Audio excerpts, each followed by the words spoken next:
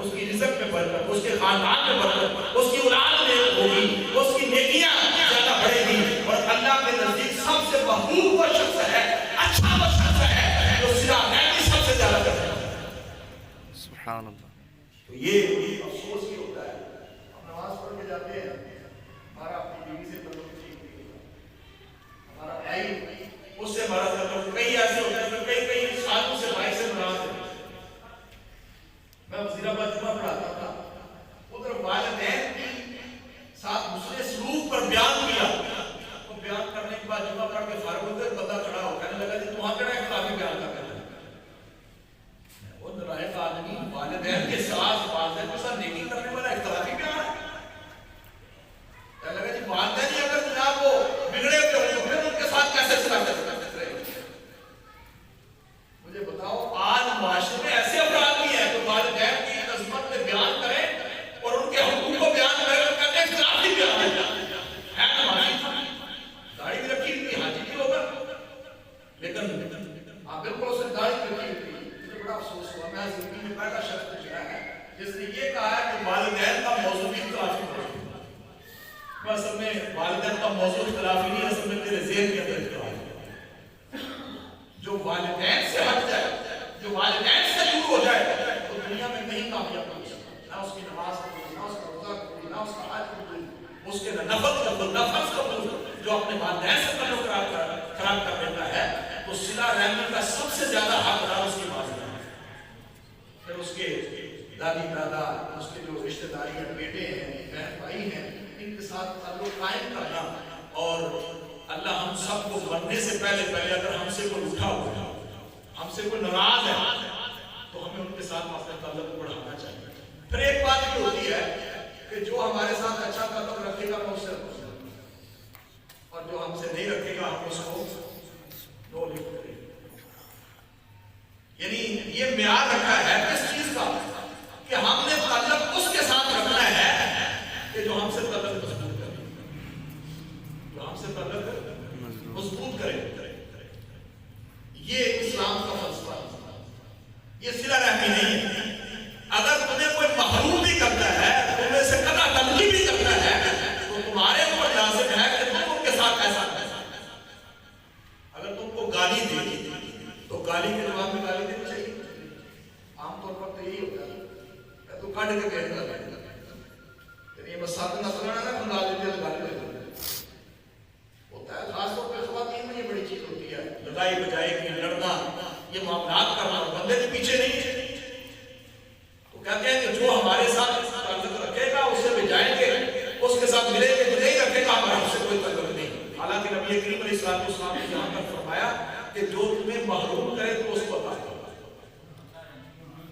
صلہ رحمی کا مطلب ہی ہے، صلہ رحمی کا مطلب ہی ہے وہ تمہیں نہ بھی گفٹ کروائے پھر بھی اس کے ساتھ اچھا سلوک کرنا ہے، اور اختلاف کے دوران کرنا نیکی ہے، سب سے اچھا عمل ہے، لیکن صلہ رحمی کرنا بھی سب سے اچھا عمل ہے۔ جو صلہ رحم ہے وہ سب سے اچھا آدمی ہے۔ تو یاد رکھیں اگر ہم نمازی ہیں، روزہ دار ہیں، جمعہ پڑھتے ہیں، سارے معاملات کرتے ہیں، درود پاک بھی پڑھتے ہیں، لیکن میرے کریم آقا علیہ السلام نے جو اپنے رشتہ داروں کے ساتھ تعلق کو قائم کرنے کا کہا ہے، اگر اس کو قائم نہیں کرتے تو نبی کریم علیہ السلام نے فرمایا وہ جنت کی خوشبو نہیں پا سکتا۔ وہ جنت کی خوشبو میں جانا تو دور کی بات ہے، وہ جنت کی خوشبو بھی نہیں سو سکتا۔ اور نبی کریم علیہ السلام کا میں کہا رہا تھا پہلے کہ نسبی رشتے کو اپنی جگہ ہے، بہت سے واقعات سرکار علیہ السلام کی زندگی کے ہیں، اور حلیمہ سعدیہ سرکار کی جو امی جان وہ دائیا بوڑھی تھی لیکن حضور کو دودھ پلایا، اور مشہور واقعہ آپ نے سنا ہے کہ سرکار نے اپنی چادر مبارک کو گلے بچھا کیا کیا؟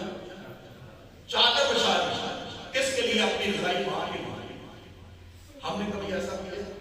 حضور کی سنت پر عمل کرتے ہیں، امی آئے تو ہم اس کی تعظیم کے لیے کھڑے ہو گئے، چودھری کی تعظیم کے لیے کھڑے ہوں گے، کسی افسر کی تعظیم میں کھڑے ہوں گے، کسی دنیا دار کی تعظیم میں کھڑے ہوں گے، کسی سیاسی بندے کی تعظیم میں کھڑے ہوں گے۔ کاش کبھی بوڑھے باپ کو دیکھ کر کھڑا ہوتا، پھر رب کا عرش کا مالک مان کر حاضر ہوتا۔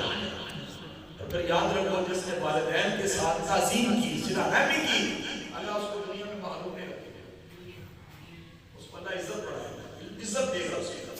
اگر دین کی وجہ سے اگر معاملات کی وجہ سے اگر ان سے اچھا تعلق رکھے گا تو تمہاری عزت میں کبھی بھی انسان جس کو عزت دیتا ہے اس کی عزت میں کمی نہیں آتی.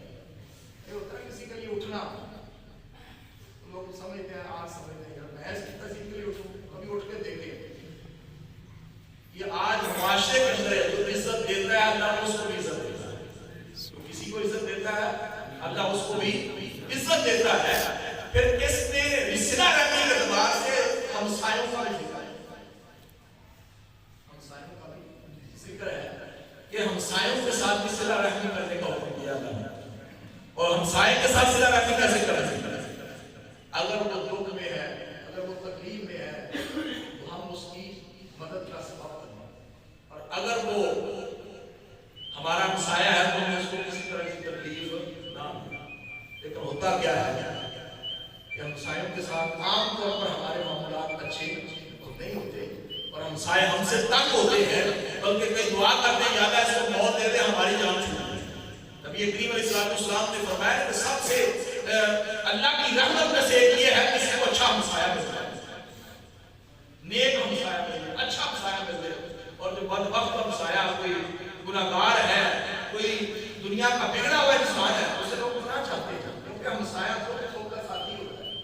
ہو سکتا ہے دور کے رشتہ دار ابھی نہ پہنچے, لیکن جو ہمسایہ تمہارے بدل رہتا ہے رات 12 بجے تم میں سے کوئی گھر میں سے بیمار ہو جائے, تو ہمسایہ اگر آ کے پوچھ لے تو آج آپ کو تقسیم ہو جاتا ہے. لیکن آج یا شہر ہر بندے کو اپنے کا ہمسایہ تو دور کی بات ہے. اس لیے نبی کریم علیہ السلام کی یہ سنت نہیں سنی. حضور نے فرمایا کہ اگر تم گھر میں کوئی کھانا اچھا پکاتے ہو, گوشت پکاتے ہو یا کوئی اچھی ڈش بناتے ہو, تو حضور نے فرمایا اس شوربے میں اضافہ کرنا, شوربے میں اضافہ کرنا. اس میں کوئی ٹائم تو خرچہ نہیں ہوتا, کھانا آپ نے پکانا ہی ہے, اور اس میں 1 کلو گوشت کے اندر آپ پاؤ پانی اور ڈال دیں اور اپنے بھائی کے گھر میں بھی 1 بوٹی بھیج دیں. ہو سکتا ہے 1 بوٹی بھیجنا تیری بخشش کا سبب بن جائے. عمل چھوٹا سا ہے, لیکن کبھی گھر میں بیٹھ کے دیکھا اپنے ہمسائے کے گھر میں, اپنے بھائی کے گھر میں جو بڑے سالوں کی ضرورتیں ہوگی, اللہ نے سنت کی برکت سے وہ ضرورتیں بھی دور کرتا ہے. یہ عمل کر کے دیکھیں. یہ نہ ہو کہ باسی کھانا بچ جائے, جیسے عام روٹین ہوتی ہے جو بالکل نہیں نا پکا صحیح اور فریج میں رکھا ہوا ہے, 2 دن کا ٹھنڈا ہو گیا, پھر گرم کر کے کسی ہمسائے کو دے دے, کھا ہو گیا. لیکن کمال یہ ہے لن تنالوا البر حتى تنفقوا مما تحبون. اللہ قرآن میں فرماتا ہے اس وقت کامل نیکی کو نہیں پہنچ سکتے جب تک اپنے بھائی کے لیے بھی کوئی پسند کرو تو اپنے لیے پسند کرتے, جو اپنے لیے. حضرت عمر بن عبد العزیز کے بارے میں آتا ہے کہ آپ شکر کی بوریاں تقسیم فرماتے ہیں. آپ سے پوچھا کہ حضور یہ شکر کیوں تقسیم فرماتے ہیں؟ اور میں یہ مجھے محبوب ہے اس لیے میں پسند کرتا ہوں, مجھے پیاری ہے, میں اس کو راہ خدا. ایک صحابی رسول حضور کی خدمت میں حاضر ہوئے, عرض کیا یا رسول اللہ, جب یہ آیت کریمہ نازل ہوئی آقا یہ باغ مجھے بڑا محبوب ہے, میں راہ خدا میں وقف کرتا ہوں, اور میں یہ اتنا قیمتی باغ راہ خدا میں. عرض کی سونیا یہ مجھے محبوب ہے, اور اللہ کا فرمان ہے جب تک محبوب چیز کو صدقہ نہ کرو اللہ کی بارگاہ میں قابل نیکی نہیں ہے. یہ مجھے بڑا پیارا, اور مدینے کے اندر وہ کھجوروں کا باغ, ہر طرح کی نعمتیں, اور میں راہ خدا میں اس کو وقف کرتا ہوں. اور ہم کو جناب ہمارا سلوک کیا ہے, ہمارا طریقہ عمل کیا ہے, تو آج نیت کریں انشاءاللہ جتنے بھی رشتہ دار ہیں ان کی لسٹ بنائیں اور ذہن بنائیں کہ میں نے مہینے میں 2 مہینے میں 3 مہینے میں کوشش یہ کرنی ہے اپنے رشتہ داروں سے مل کے آئیں. آپ کی 2 بہنیں ہیں, آپ نیت یہ رکھیں کہ میں نے ان بہنوں کو مہینے میں 2 مہینے میں ضرور کوئی نہ کوئی ٹچ کرنا ہے, ان کو جانا ہے, یا نہیں تو کام اس کا فون ہی کرتے ہیں.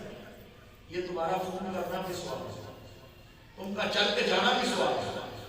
اپنی پھوپھی ہیں ان کے ساتھ تعلق قائم رکھیں, اپنی خالہ ہیں ان کے ساتھ تعلق قائم رکھیں, جو شرعی محارم ہے اپنے ان کے ساتھ اپنے تعلق کو استوار کرنا, ان کے ساتھ صلہ رحمی کرنا. اللہ رب العزت نے قرآن میں ارشاد فرمایا کہ آپ نے رشتہ داروں کا حق ادا کرنا, ان کے ساتھ صلہ رحمی کرو.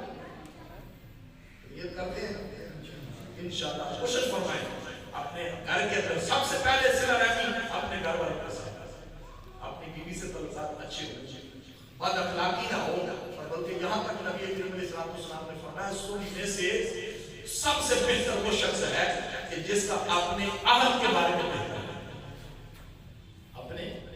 اپنے گھر والوں کے بارے میں بہتر ہے۔ بات پتا بڑا خوش مزاج ہوتا ہے، گھر میں آتا ہے تو چہرے پر تیزیاں چڑھ جاتی ہیں، 12 بج جاتے ہیں، گھر والے بھی ڈرنا شروع ہو جاتے ہیں۔